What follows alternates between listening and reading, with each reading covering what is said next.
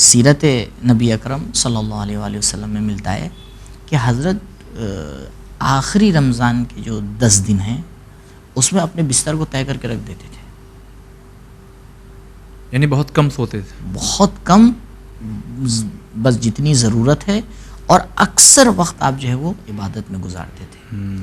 یہاں تک کہ 1 سال جنگ ہو گئی تو حضرت یہ اعمال نہیں کر پائے، تو اگلے سال آپ نے 11 رمضان سے آ کے شروع کیا. ان 10 روز کی بجائے 10 دن 11 سے 20 اور جو 10 دن اپنی جگہ کے اوپر ہے.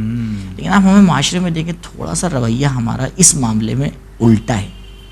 جی آپ دیکھیں بھائی، اگر آپ لاجیکلی آگے سوچیں تو جیسے جیسے رمضان آگے بڑھ رہا ہے اہمیت اس کی کیا ہے؟ بڑھ رہی ہے. انسان کی فرصت بھی کیا ہو رہی ہے؟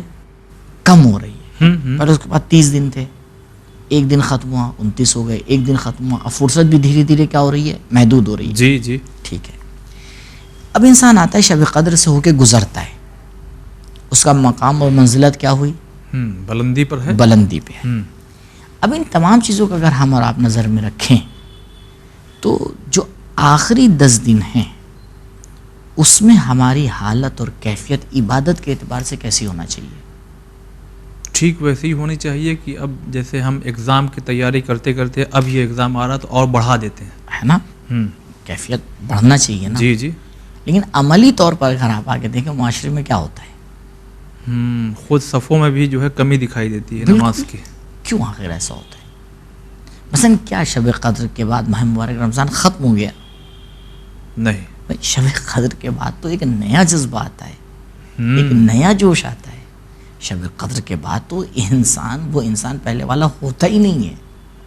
اب تو ایک نئی شروعات ہو رہی ہے نا، نئی شروعات تو اور جوش و خروش سے ہونا چاہیے. شروعات کیسی ہونا چاہیے؟ بہترین ہونا چاہیے، عالی ترین ہونا چاہیے. اور آپ دیکھیں جو دعا کی کتابیں ہیں اگر اس میں غور فرمائیں گے تو یہ جو آخر کے 10 دن ہیں اس میں ہر رات کی ایک مخصوص دعا ہے. جی ہے.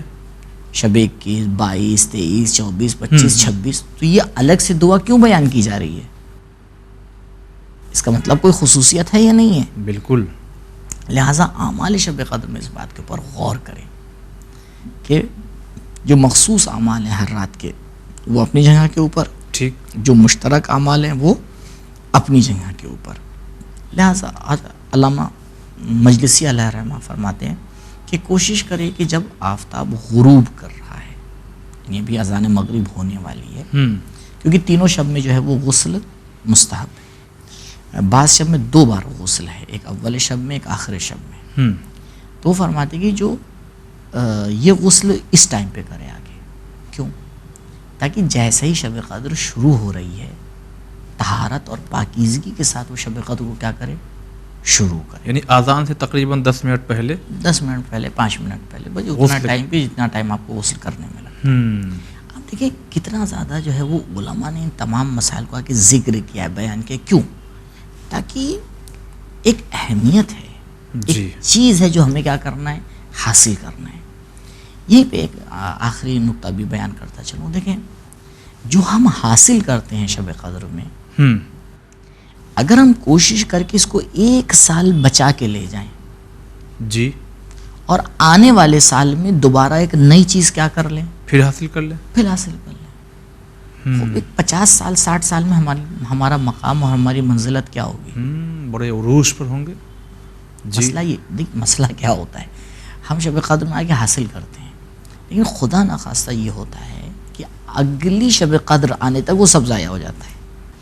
اب پھر شب قدر آتی ہے، پھر انسان کی شروعات کہاں سے ہوتی ہے؟ پھر وہ اسی پوائنٹ سے ہوتی ہے، پھر وہ 0 سے شروع کرتا ہے، پھر شروع کرے گا. مثال کے طور پر. تو اگر اس طرح چلتے رہیں گے تو 10 سال نہیں، 100 سال نہیں، 1000 سال نہیں، 1 لاکھ سال کے بعد بھی انسان وہیں پہ کھڑا ہے جہاں سے اس نے کیا کیا تھا؟ سفر شروع کیا تھا. اس لیے کہتے ہیں خداوند متعال کی رحمت اور برکت کو حاصل کرنا ایک مرحلہ ہے، مقام کو حاصل کرنا ایک مرحلہ ہے، لیکن اس کو سنبھال کے لے جانا، اس کو شیطان کے ڈاکے سے بچا کے لے جانا، یہ بڑی بات، یہ خود ایک مرحلہ ہے اور یہ بہت اہم مرحلہ ہے. صحیح. تو اگر انسان اس کی حفاظت کر پائے تو اور اعمال کے اوپر توجہ دے تو انشاءاللہ وہ مقام حاصل ہوتا ہے جو پروردگار نے اس کے لیے مقدر کیا ہے. انشاءاللہ.